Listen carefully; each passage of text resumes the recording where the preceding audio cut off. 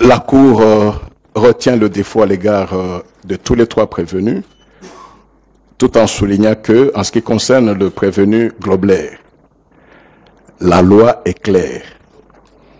Pour qu'un rapport médical soit pris en compte, il faut la signature de 3 médecins. Et pour le prévenu Matata, c'est son droit le plus légitime. On ne revient pas sur ce que le procureur général a dit, mais on souligne tout simplement que la Cour n'a pas connaissance d'une quelconque décision ou prise de position de l'Assemblée nationale. Les députés peuvent parler, ils sont libres.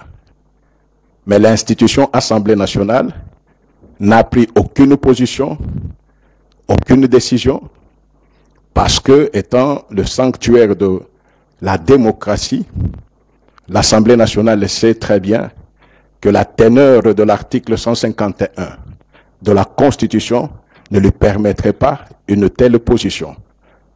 L'indépendance du pouvoir judiciaire est consacrée et l'interaction entre institutions doit être respectée. Cet article dit très bien que l'Assemblée nationale ne peut ni donner d'injonction au pouvoir judiciaire, ni intervenir dans un procès en cours. L'Assemblée nationale, étant au courant de cela, a normalement pris aucune position contrairement à ce qui peut être dit. Ce faisant, nous continuons. Monsieur le greffier, vous actez que l'instruction qui a commencé à l'audience passée continue. Oui, maître. Vous, c'est pour quelle partie? Noël Globert ne comparez pas, vous savez que vous ne pouvez pas le représenter. Vous ne pouvez pas le représenter. Vous nous aviez saisi, nous avons répondu. Vous êtes mieux placé. Vous savez qu'à un certain moment, nous voulons un état de droit, que les avocats nous aident. Il ne faudrait pas que vous puissiez donner une fausse image. Ceux qui doivent faire en sorte que la population soit instruite et ramenée à la culture de droit, à la culture démocratique, ce sont les avocats. Vous savez très bien que la fois passée, vous aviez demandé pour qu'ils puissent s'outiller. Ok, on a fait droit. Même si on peut reprocher à la Cour de ne pas respecter le droit de la défense, nous sommes une Cour constitutionnelle soucieuse du respect de droits fondamentaux et libertés fondamentales des citoyens. Nous avons accordé. Et si vous trouvez qu'en une semaine, il peut devenir indisponible, c'est son droit. Mais la Cour est là pour faire observer la loi. Quand il y a indisponibilité, alors que l'instruction est en cours, nous ne pouvons pas refuser que quelqu'un soit malade ou qu'il tombe. Pas de problème. Mais la loi nous dit qu'il faut les contre-seins de 3 médecins. 3. Ce qui n'est pas le cas. Vous êtes auxiliaire de la justice, vous maîtrisez très bien la loi et vous savez que c'est de cette façon-là. La loi n'étant pas rencontrée, les défauts est retenu, et comme les défauts est retenu, vous ne pouvez pas le représenter, ce qui fait que la Cour ne peut pas vous accorder la parole. Nous continuons l'instruction.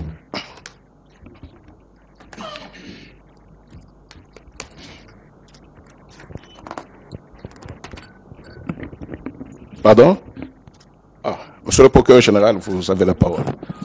Merci, Monsieur le Président. Nous voulons faire application de l'article 56, alinéa 2 du Code de procédure pénale, lequel article donne au ministère public le pouvoir de faire citer devant vous 3 catégories de personnes, à savoir les prévenus, les civilement responsables et toute personne dont l'audition lui paraît utile à la manifestation de la vérité. Monsieur le Président, en application de cette disposition, nous tenons à faire citer devant la Cour les personnes ci-après, à savoir M. Toutonde Lentima Dieudonné,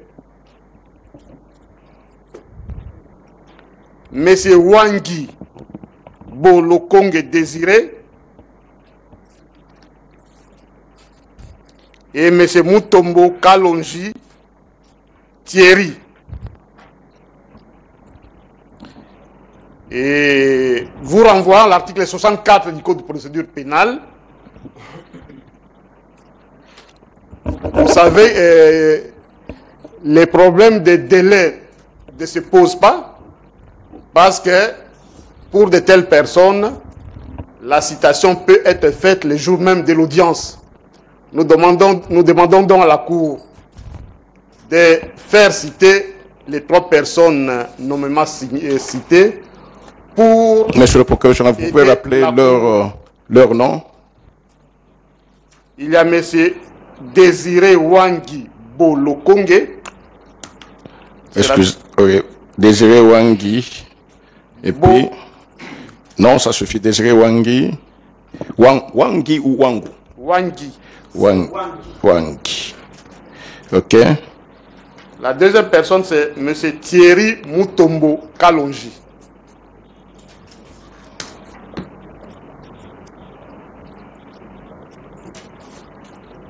Oui.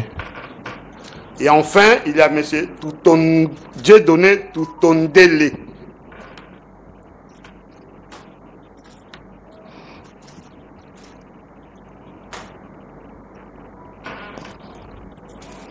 D'accord. Merci, Monsieur le Ils Président. ont quelle qualité, Monsieur le procureur général? Monsieur le Président, ce sont des inspecteurs généraux des finances qui ont commencé cette enquête. Et le ministère public estime que ce sont des personnes qui peuvent aider la Cour à éclairer sa religion et à bien dire les droits. Nous en dit, Monsieur le Président. Merci.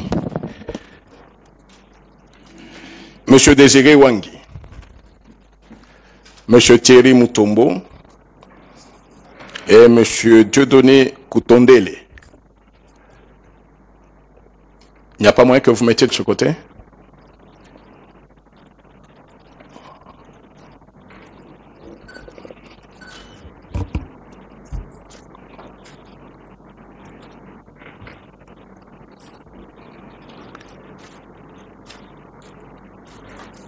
Désiré Wangi, vous pouvez décliner toute votre identité et votre profession.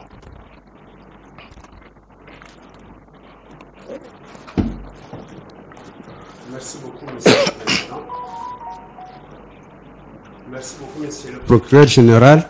Merci beaucoup, Monsieur le juge, ainsi que toutes les personnes présentes. Oubliez le procureur général, oubliez toutes les personnes présentes à recevoir la Cour. Point. Ok, merci beaucoup. Je m'appelle Désiré Wangi Bolokonge. Je suis inspecteur général des finances. Chez nous, je suis chef de brigade des recettes, des organismes et des services non fiscaux. Monsieur Thierry Mutombo. Merci, Président. Je m'appelle Mutombo Kalonji Thierry. Je suis inspecteur général des finances. Monsieur Dieudonné Koutondele. Merci beaucoup, Monsieur le Président. Je m'appelle Monsieur Dieudonné Toutondele Ntima. Je suis inspecteur général des finances. Étant donné que tous les 3 sont des OPJ assermentés, qui rentrent pratiquement dans le ministère public, ils ne peuvent pas prêter serment parce qu'ils ne sont pas témoins, mais ce sont eux qui ont commencé l'instruction préparatoire. Et il y a au dossier un rapport de novembre 2020 intitulé « Rapport des missions sur la gestion du projet parc agro-industriel de Bukangalonzo ». Ordre de mission numéro 50-PR-IGF-IG-CS-JAC-BOP-2020 du 9 septembre 2020 par M. Thierry Mutombo Kalonji, inspecteur général des finances, chef des missions. C'est vous au milieu. Oui. Monsieur Désiré Wangi Bolokonge, inspecteur général des finances, à votre gauche. Et Monsieur Désiré Tutondele Ntima, inspecteur général des finances, à votre droite. C'est votre rapport qui gît au dossier. Pouvez-vous nous donner les éclaircissements sur le pourquoi, quand, comment cette mission d'inspection a été initiée?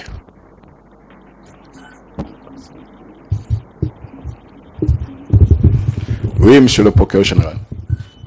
Merci, Monsieur le Président. Si la Cour peut accepter que l'avocat général Kassongo vienne siéger en respectant notre répartition des tâches, Monsieur le Président. Il n'y a aucun problème. Vous pouviez même vous changer sans même demander à la Cour. Par respect à la Cour, Monsieur le Président. Merci beaucoup. Vous avez votre autorisation.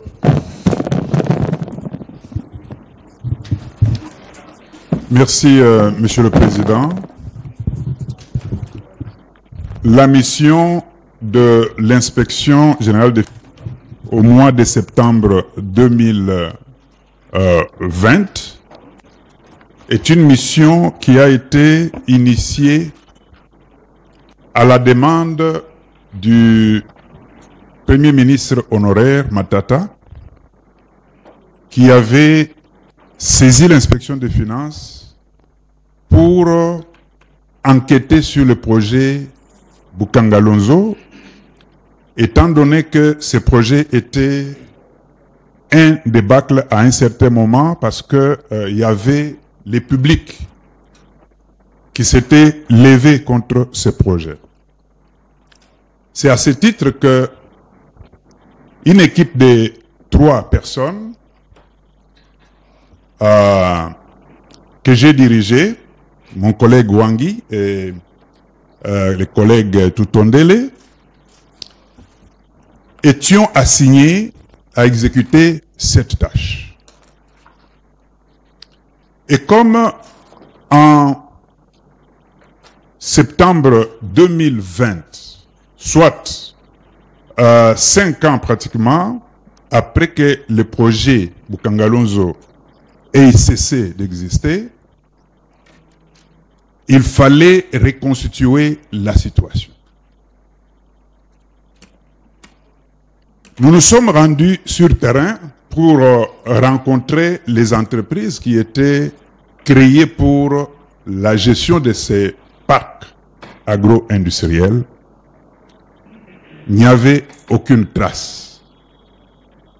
Parce qu'il y avait 3 sociétés qui étaient créées pour gérer et exploiter le parc agricole de Bukangalonzo. Il n'y avait aucune trace. Tout était fermé. Alors, on s'est dit qu'il fallait remonter à la source pour reconstituer la situation. C'est comme ça que nous avons commencé nos investigations auprès de la Banque centrale. On s'est dit que c'est la banque qui a décaissé des fonds, qui peut nous donner toute la situation de ce qui a été débloqué au titre de parc agro-industriel Bukangalonzo. C'est comme ça que nous avons fait une requête d'information auprès de cette banque qui nous a livré les relevés de tout ce qui était envoyé soit au titre de parc Bukangalonzo, soit de Kwango, soit un parc tout simplement. Alors, de ces fichiers qui étaient très longs, nous avons trié, nous avons filtré pour ne retenir que les fonds décaissés au titre des parcs Bukangalonzo. C'est lorsque nous avons trié, nous avons identifié les comptes dans lesquels ces décaissements étaient orientés. Il y avait un compte en Afrique du Sud, les comptes gérés par Africom Commodity, en sigle Africom, dont l'administrateur principal, c'était M. Globert Christo. Et 3 autres comptes, c'était des comptes locaux pour les 3 sociétés qui étaient créées. Les noms de ces sociétés étaient Parc Agri, pour dire Parc Agro-Industriel de Bukangalonzo. Il y avait CEP Agri, qui était la société d'exploitation du parc agricole de Bukangalonzo. Et la 3e, c'était Marikin. C'était la société internationale de Kinshasa. Donc, marché international de Kinshasa.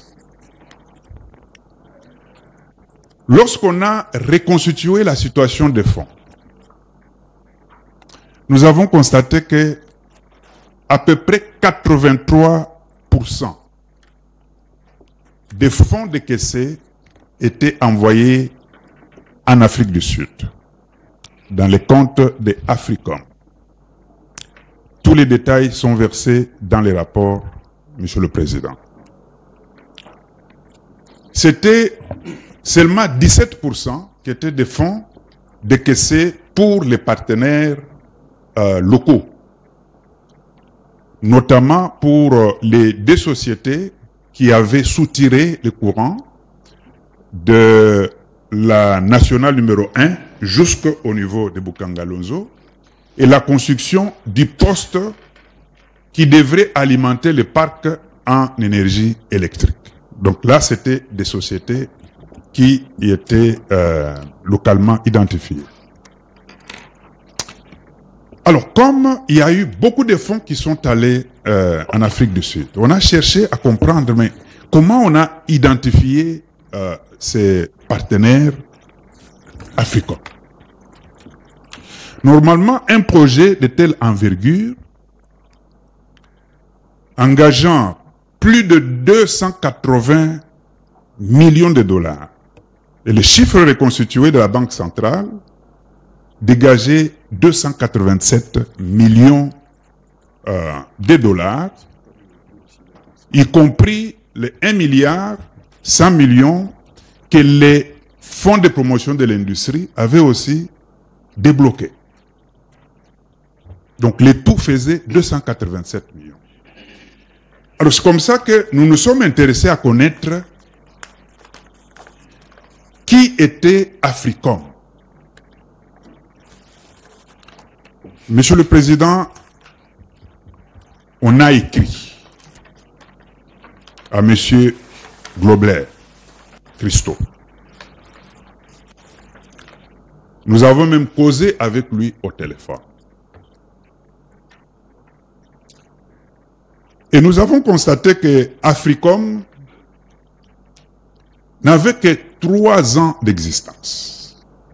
Elle était créée en 2011. Alors que le projet Bukangalonzo a commencé en 2013.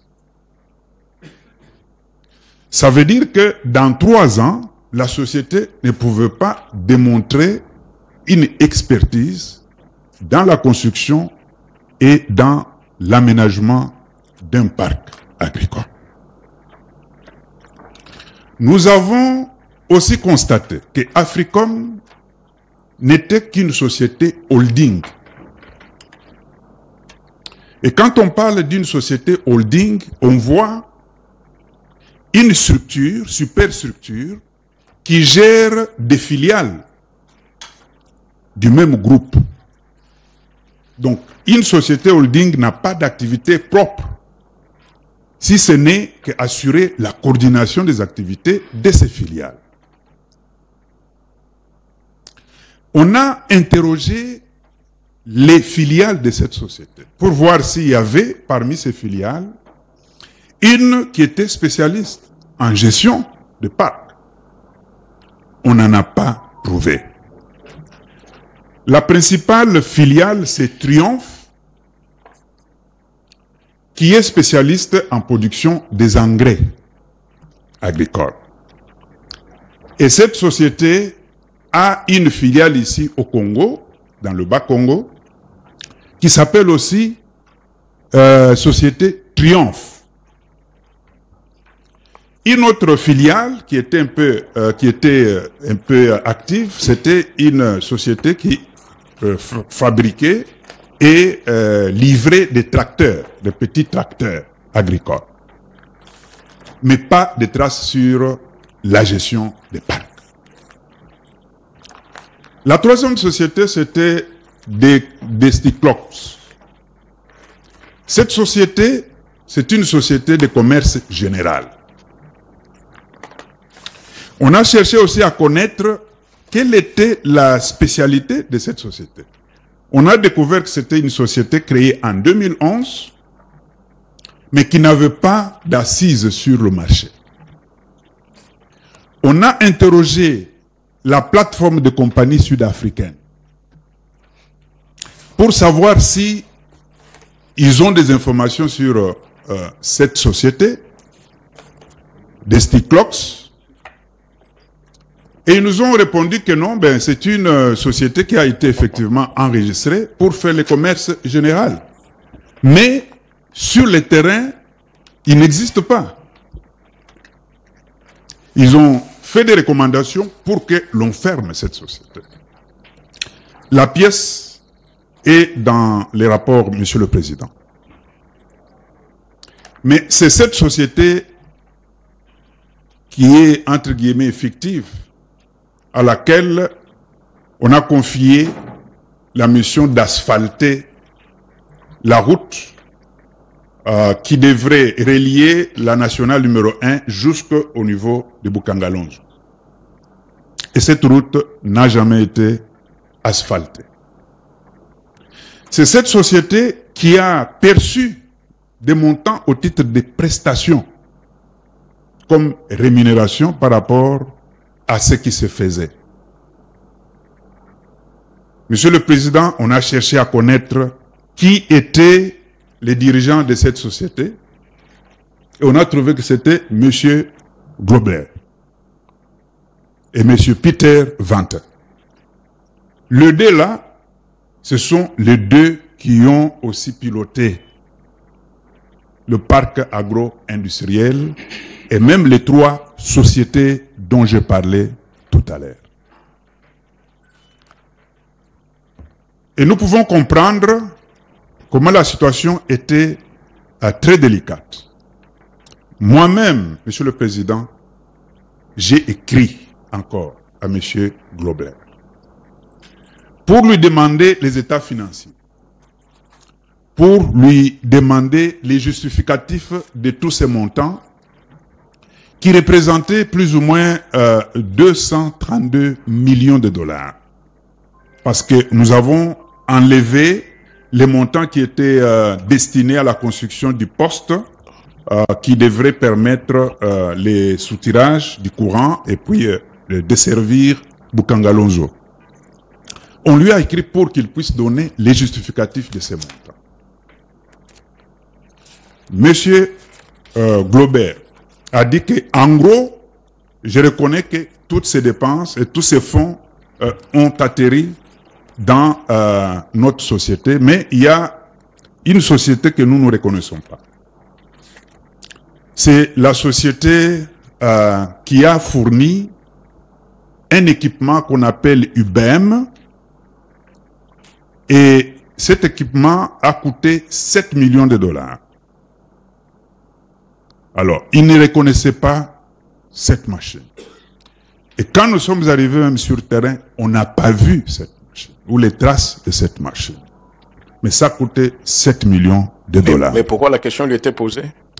C'était censé être réceptionné par sa société ou bien être commandé par sa société? Non, c'est parce que quand quand on lui a envoyé tous les paiements, les relevés de tous les paiements, avec l'air libellé, alors il a regardé, il a dit, non, non, mais cette dépense, moi, je ne la reconnais pas. Je ne connais pas cette société. Alors c'est comme ça qu'il va écrire, il va nous écrire. Monsieur le Président, je crois que l'email de Monsieur Globert est dans les dossiers. C'est en anglais, mais on l'a traduit en français. C'est ça. Et c'est dans cet email que Monsieur Globert va se plaindre de ce à quoi il se retrouve. Il a même évoqué les problèmes de corruption. Je demanderai à mon collègue de regarder l'annexe, comme ça on peut vous communiquer l'annexe de ce dossier. Alors, il reconnaissait les autres, mais pour celui-là, il ne reconnaissait pas. Alors, on s'est dit qu'il est difficile qu'on puisse des justificatifs parce qu'il n'y avait pas de comptabilité. La comptabilité était tenue en Afrique du Sud. L'équipe s'est même intéressée à appeler Madame Ida. Madame Ida était la conseillère du Premier ministre honoraire, qui a été par après désignée comme DG à la société Parc Agri. Madame Ida dira que je n'avais aucun contrôle. Et je crois que la pièce est versée aussi dans les rapports, Monsieur le Président. Il n'avait aucun contrôle sur les mouvements de fonds. Tout ce qu'elle pouvait gérer, c'était payer des petits fonds pour payer les travailleurs. Le reste, ça ne la concernait pas. Alors, on s'est dit, faisons un peu une gymnastique pour voir comment on peut reconstituer le vrai montant du montant qui a été débloqué. C'est comme ça que l'équipe, Monsieur le Président, s'est déplacée pour les commissionnaires en douane, Bolloré. Parce que tous les équipements qui étaient importés, c'était importé et dédouané par Bolloré, Agetraf Bolloré. L'équipe s'est déplacée, est arrivée sur place et a compulsé les dossiers, quelques dossiers des équipements importés. Je crois que mes collègues vont donner les détails sur ça, parce que c'est de là que ressort la surfacturation. Nous avons aussi constaté, Monsieur le Président, comme des grandes constatations, qu'il y avait un conflit d'intérêts. On ne pouvait pas comprendre que Africom soit un acheteur et un vendeur en même temps de tous ces équipements. Alors on s'est dit, mais comment on a trouvé M. Globler pour qu'il vienne gérer? Est-ce qu'il y a eu passation de marché, le respect des passations de marché public? Parce qu'avec ces montants, il fallait que l'offre soit internationale, qu'on fasse l'appel d'offres international. Mais ici, c'est un contrat de gré à gré. Comment on a identifié Africom, une société qui n'avait que 3 ans d'existence, pour gérer un si grand projet? C'était des questions que nous nous posions, Monsieur le Président. Mais lorsque vous regardez le projet lui-même, il est bon.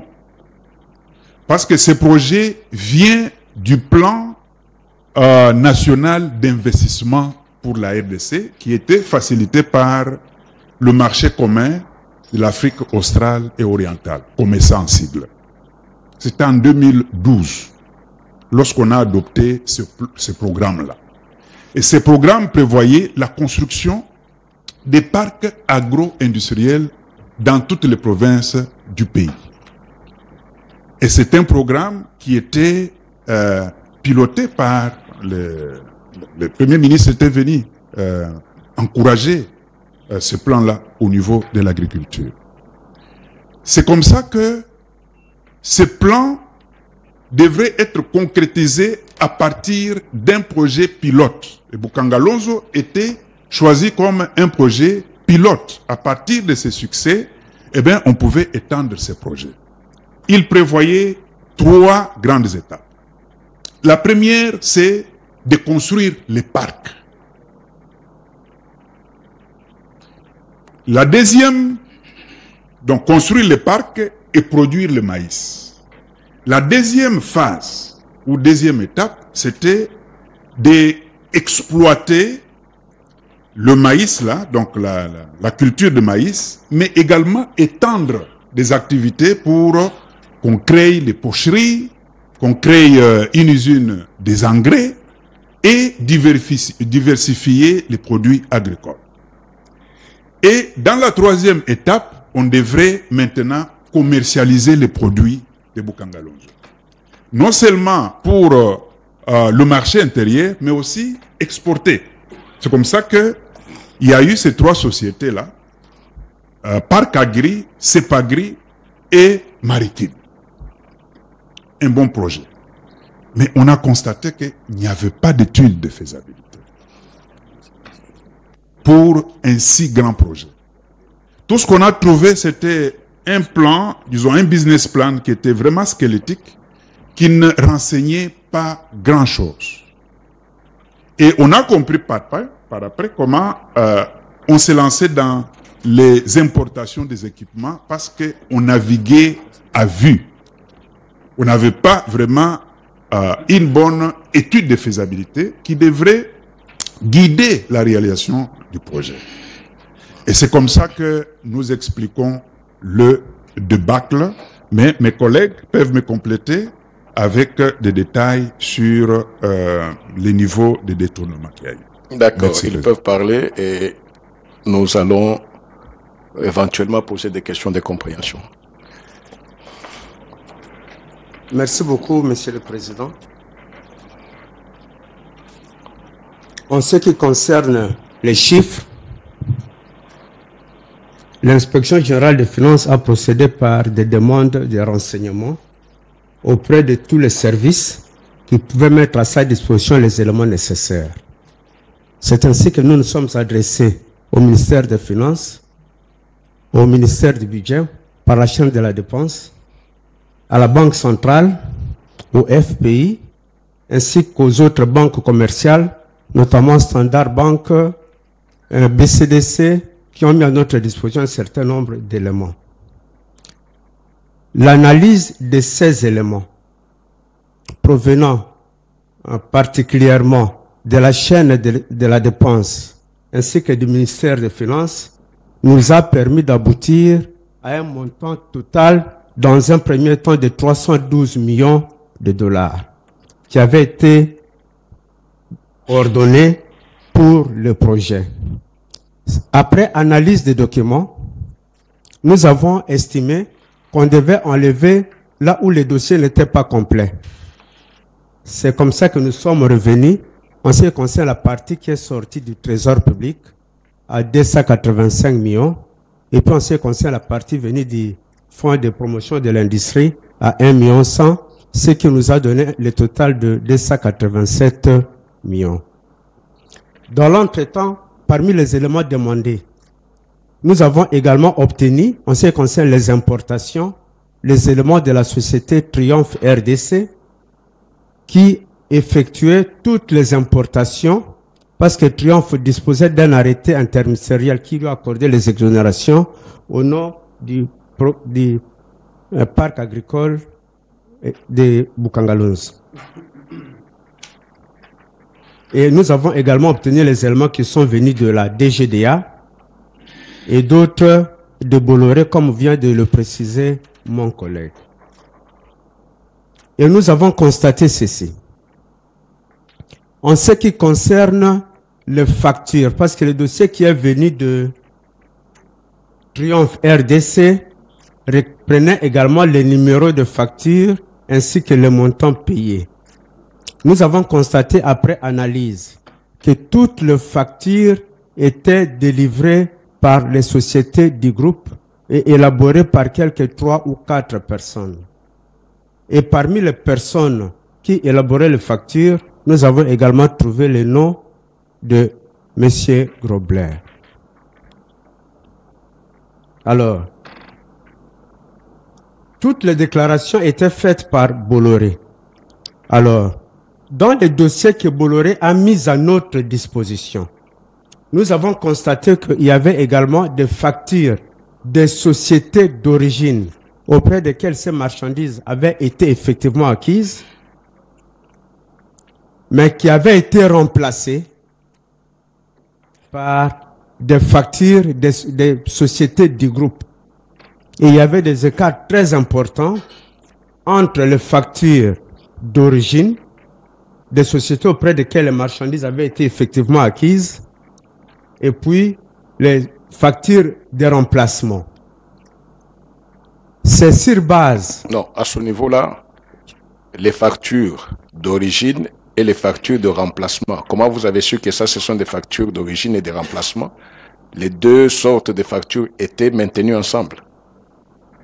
Les deux sortes de factures étaient maintenues dans les dossiers que nous avons retirés auprès de Bolloré. Une marchandise qui a été achetée en Chine quitte la Chine pour venir directement en RDC.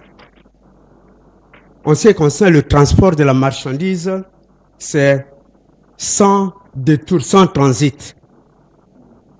C'est acheté en Chine, ça vient en RDC, mais nous avons à la fois la facture de la société chinoise et nous avons en même temps une facture qui nous provient de l'Afrique du Sud. Et ça, c'est contenu dans des dossiers et les dossiers sont à votre disposition également. C'est sur base de ces écarts-là que nous avons reconstitué le montant que nous sommes dit qui n'a pas été utilisé effectivement pour le compte du projet. Voilà, au fait, en ce qui concerne la surfacturation, ce que je peux dire et merci beaucoup. D'accord. Et M. Dieudonné?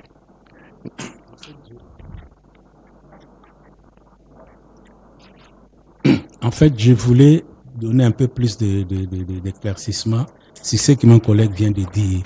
En fait, il s'agit de quoi? Comme la société Africom était un consortium composé d'une quinzaine d'entreprises appartenant au même propriétaire. En fait, la société Africom, qui était chargée de gérer les projets du parc ici, recevait les fonds qui lui étaient envoyés directement dans son compte en Afrique du Sud, qui lui étaient transférés dans son compte en Afrique du Sud. Et c'est cette société-là qui passait commande auprès des sociétés membres de sa filiale. Or, ces sociétés-là n'étaient pas producteurs de ces biens-là. Ces sociétés-là, à leur tour, passaient commande auprès des vrais fournisseurs. Ça pouvait être en Chine, aux États-Unis, même par-ci, par-là. Et quand ils passaient cette commande, en fait, maintenant, la facture, les documents... Donc, non, peut-être là, nous voulons avoir beaucoup plus de précision. Il y a un consortium, un holding, comme on peut dire. Il y a la société. Non, c'est lui qui a dit, c'est juste pour qu'il explicite. Nous voulons avoir des termes. Nous avons les rapports, mais nous voulons juste qu'il revienne là-dessus avec un peu plus de précision. Vous allez l'aider. Il n'est pas prévenu. Le rapport a été co-signé par vous trois. Donc, ce qui fait que vous pouvez vous compléter, mais laissez-lui la parole. Donc, la Cour veut comprendre, n'est-ce pas? Il y a un holding qui a plusieurs sociétés. Africom reçoit l'argent pour acheter tel matériel ou telle marchandise. Africom envoie l'argent à ses filiales. À ses filiales, exactement. Là, l'argent n'est pas encore sorti pour aller acheter. Là, l'argent est encore dans le cercle Africom. Exactement. La filiale, en ce moment-là, va faire la commande. Exactement. À la société qui doit fournir. Qui doit fournir. Mais, mais pour les dédouanements ici, c'est la société membre du holding qui est présentée comme les fournisseurs. Mais en fait, mais les vrais fournisseurs, c'est pas elle. Donc, c'est comme si ça passe par cette entreprise, par cette société. À son tour, elle passe commande et elle fournit comme si c'était elle, les vrais fournisseurs. C'est en fait ça.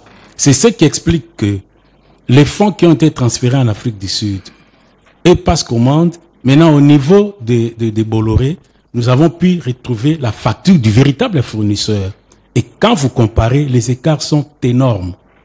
On a trouvé c'était une moyenne de 7,8 multiplié par 7,8 en moyenne. Mais il y en a où c'est même multiplié par 15. Je donne un exemple comme ça, quelque chose qui coûte 100 000, mais on vous le facture, par exemple, 1 500 000. Était acheté à 100 000 en Chine. Par exemple. Pour la RDC. Ouais. La facture de la Chine est trouvée. Mais au même moment, il y a une autre facture de l'Afrique du Sud. C'est ça. Qui met à quel montant? Par exemple, 1 500 000. Il y avait des écarts 15 fois plus, 5 fois plus. Alors, la moyenne, c'était 7,8 fois. 8 fois. Donc, alors, il y avait déjà un cabinet d'audit qui avait fait un travail avant nous, qui avait fait les mêmes constats des surfacturations exagérées. Et nous, quand nous sommes venus, on a aussi, nous avons pu confirmer cela, quoi, dans notre rapport. C'est ça. D'accord.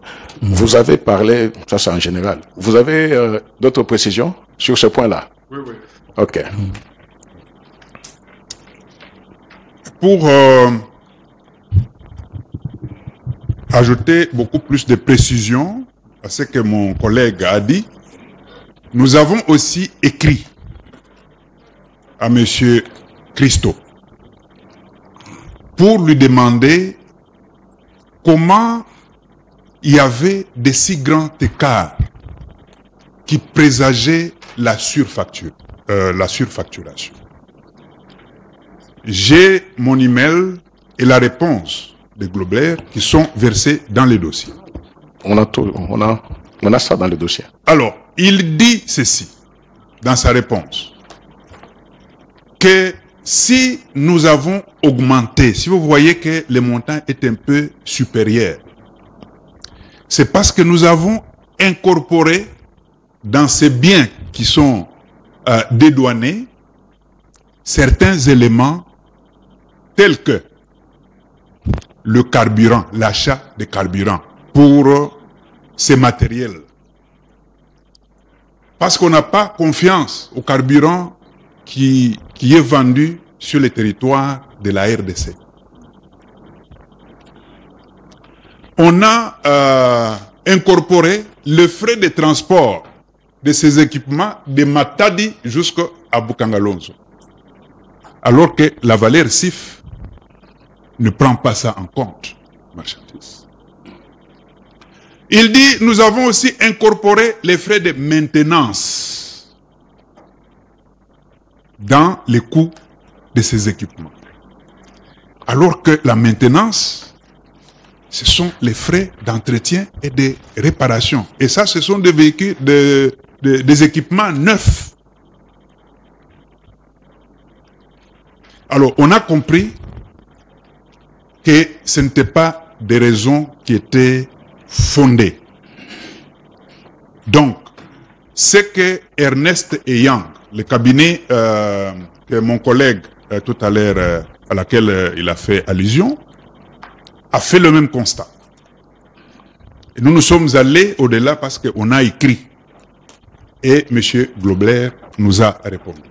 Toutes ces pièces sont dans les rapports. Merci. D'accord. Oui. Merci beaucoup, Monsieur le Président. C'est par rapport aux chiffres. Dans le projet lui-même, en ce qui concerne la production de maïs, le montant de ces 4 millions aurait pu suffire. Mais comme vous le constatez, nous arrivons à un montant de loin beaucoup plus important de 287 millions.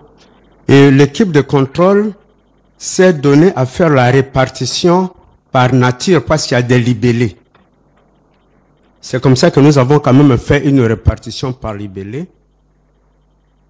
Les autres fonds n'étaient pas destinés uniquement au projet de maïs, mais aux autres projets, lesquels malheureusement n'ont pas été réalisés.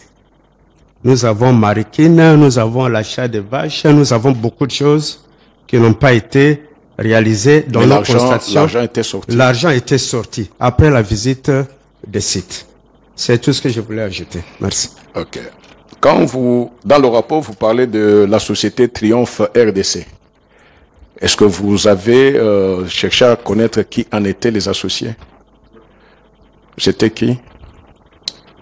Il y avait 2 associés, donc 2 administrateurs principaux. C'était M. Christophe Globler et M. Peter Venter. Ce sont les mêmes qui ont aussi géré le parc. Donc il y avait Triomphe RDC, Triomphe en Afrique du Sud. Oui. Il y avait Africom. Oui. L'Africom, c'était la société holding. Ah oui, donc holding, là où se trouve M. Globler. Oui. Triomphe RDC, Triomphe sont à l'intérieur. Oui. Et il y avait quelle autre société il y avait Sendler. Mais ceux-là n'avaient pas beaucoup livré. Il y avait BIC, Michigan, donc pour les tracteurs et autres. Donc il y avait quelques sociétés là. D'accord.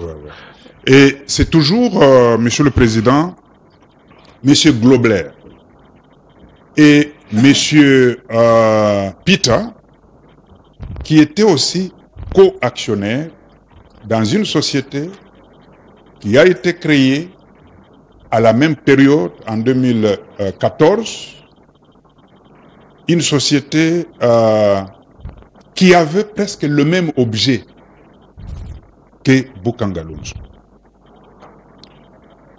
En interrogeant, je crois que les pièces sont versées au dossier, Monsieur le Président. Toutes les pièces sont jalousement conservées dans les dossiers. Oui, oui. Donc, on a trouvé que c'était une société qui a bénéficié aussi de certaines prestations. Et qui était actionnaire? On trouve, collègue, vous pouvez me rappeler, il y avait une dame qui est actionnaire, il y avait monsieur Globler, il y avait Peter, donc le monsieur sud-africain, et puis il y avait un quatrième qui s'appelait Matata. On ne sait pas, est-ce que c'est une coïncidence ou quoi, mais le nom de la dame, qui était, la société c'était Feed Africa.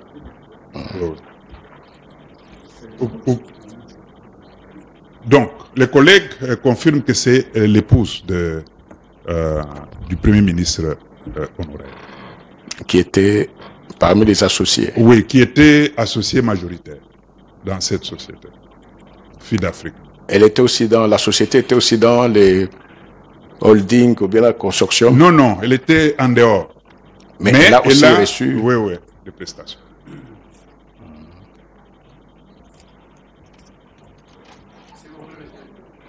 Oui, collègue, ça va pas.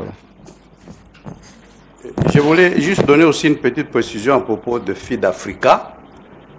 En effet, c'est une société qui a été constituée régulièrement parce qu'avec un numéro d'affiliation. Mais les associés, effectivement, c'est Madame Matata. Matata, bon, les postes non est consigné là-bas, c'est l'épouse du Premier ministre honoraire. Il y a aussi monsieur, je crois, Mchouli, qui est le frère au prévenu Matata. Dans Feed Africa toujours, il y a aussi comme associé l'épouse de monsieur Grobler. Donc ce sont des précisions que je voulais donner à propos de FIDAFRICA. Et je voulais aussi insister sur le fait que les greffiers a bien noté que Desticlox, c'est effectivement une société fictive, mais qui a eu à gérer des fonds publics pour l'aménagement des routes dans le projet Bukangalonzo, route qui n'a jamais été aménagée. Je voudrais aussi insister sur le fait que les inspecteurs généraux des finances OPJ mettent un accent sur M. Grobler, parce qu'effectivement, M. Grobler est le pivot central de tous les fonds qui ont été décaissés par les trésors publics, passés par Africom. Et dans Africom, M. Christophe Grobler, même si c'était un holding, c'est un administrateur qui a dû signer les différents actes avec la République démocratique du Congo au travers, bien sûr, le ministère des tutelles. Je voudrais aussi faire noter par les greffiers le fait que il peut se faire qu'un débat surgisse sur le fait que nous ayons attrait M. Grobler devant votre cour du chef de détournement des deniers publics. Il peut nous autres opposer qui n'a même pas qualité d'agent public. Comment pouvons-nous le faire? Nous affirmons que, et cela est constant, un particulier privé peut être poursuivi pour détournement des fonds publics s'il est chargé d'une mission de service ou mission, donc une mission de service public ou mission d'intérêt général et qu'il a la gestion des fonds publics. C'est le cas en espèces, parce que à toutes les deux étapes, contrat de gestion, il n'était qu'un prestataire chargé d'exécuter les missions d'intérêt général pour la République démocratique du Congo. Au niveau de la convention d'actionnaires, c'est bien sûr une société de la réalisation du projet, la gestion, réalisation, exécution d'une mission de service public ou d'intérêt général qu'est le projet agro-industriel de Bukangalonzo. Donc, sur ce point-là, je pense que la précision est utile. Nous l'avons attrait à ce titre-là du chef de détournement des deniers publics, j'ai dit. D'accord. Pour les inspecteurs, au fait, le prévenu Matata, en ce moment-là, était Premier ministre. En principe, ce n'est pas lui qui gère. Quelle est sa responsabilité? Lui n'est que Premier ministre. Merci, Monsieur le Président.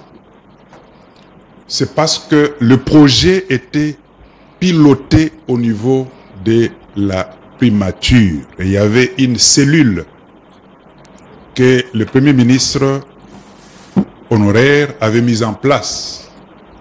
C'est à cette cellule qu'appartenait Madame Ida, qui fit par après, elle était conseillère à la primature à l'époque, qui a été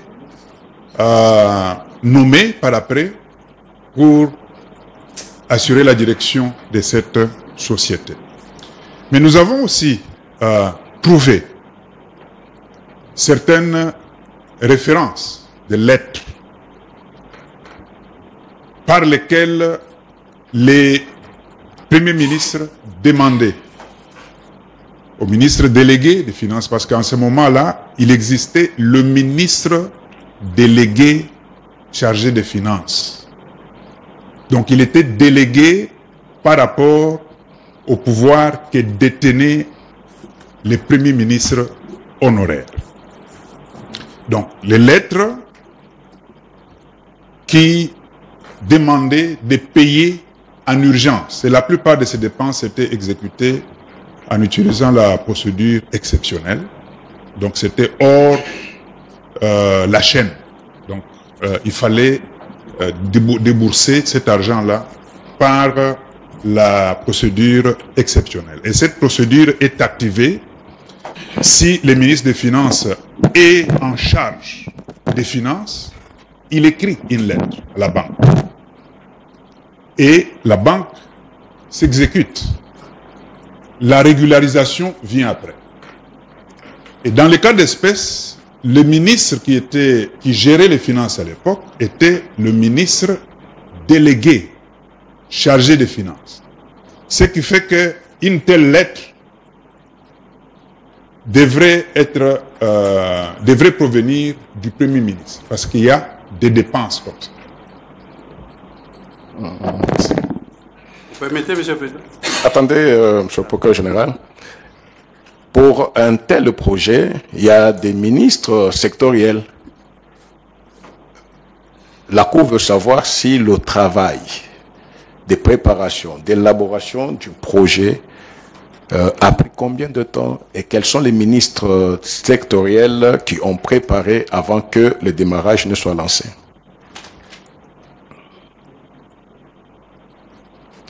Merci beaucoup, Président. L'équipe de contrôle a fait venir les ministres aussi concernés. Ils avaient été invités et ils ont répondu à nos questions. Et nous avons constaté par la suite que aucun ministre n'était vraiment impliqué. Même pour la signature du projet, ils avaient reçu la correspondance, l'invitation pratiquement le même jour, parce que c'est venu les jours avant, ils ont reçu puis ils sont partis pour la signature. Mais pour les documents signés, aussi bien les ordres de mission pour le contrôle, l'évaluation, le suivi, la mise en place du projet, les ordres de mission sont signés PM au niveau de la primature. Les ordres de paiement également sont signés au niveau de la primature. Même les caisses qui ont géré les fonds de fonctionnement pour différentes actions au niveau du projet, ce sont des bureaux comptables qui malheureusement n'ont pas voulu mettre à notre disposition les éléments avec leur justification. Le bureau comptable de la primature et le bureau comptable du ministère des Finances. Ce sont ces deux bureaux comptables essentiellement, pas les bureaux comptables des autres ministères qui ont également géré le reste des fonds pour le fonctionnement, pour le suivi, pour l'évaluation, pour le contrôle du projet. Monsieur le procureur général, vous avez la parole. Oui. Merci, Monsieur le Président. À propos de la question que vous avez dans toute votre discrétion posée aux inspecteurs, je voulais donner une précision parce que lors de l'instruction préjuridictionnelle, nous avons eu à entendre les différents membres du gouvernement honoraires.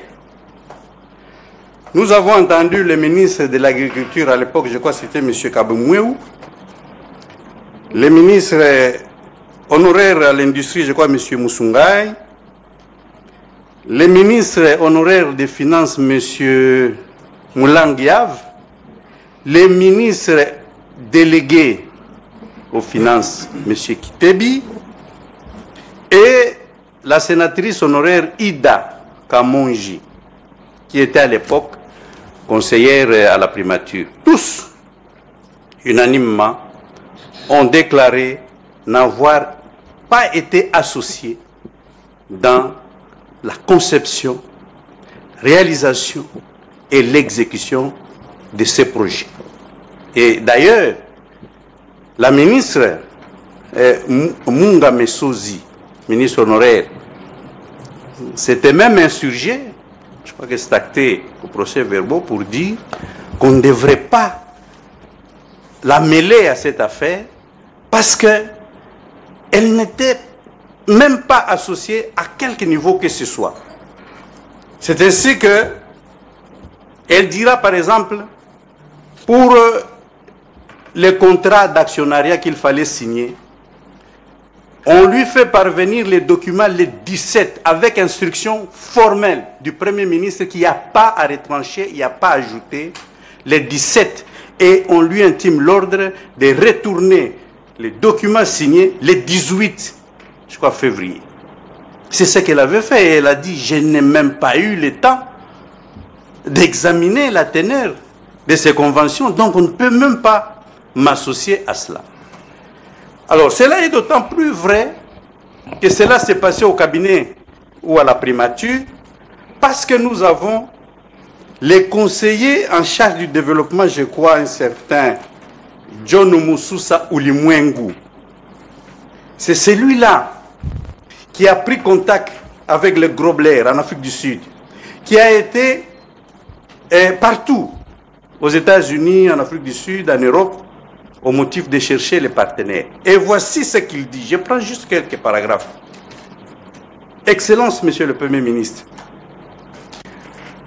conformément à vos instructions, nous présentons ci-dessous les arguments ayant motivé la structuration des entreprises au niveau du parc agro-industriel de Bukangalonzo.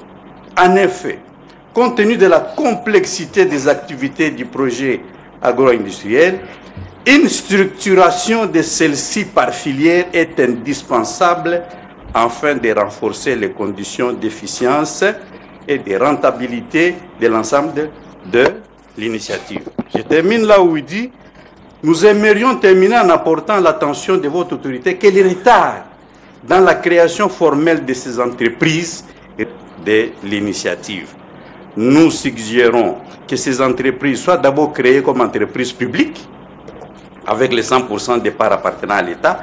À la limite, les partenaires d'Africom peuvent être associés comme il s'agirait d'une négociation directe. Vos instructions nous obligeraient, profond respect.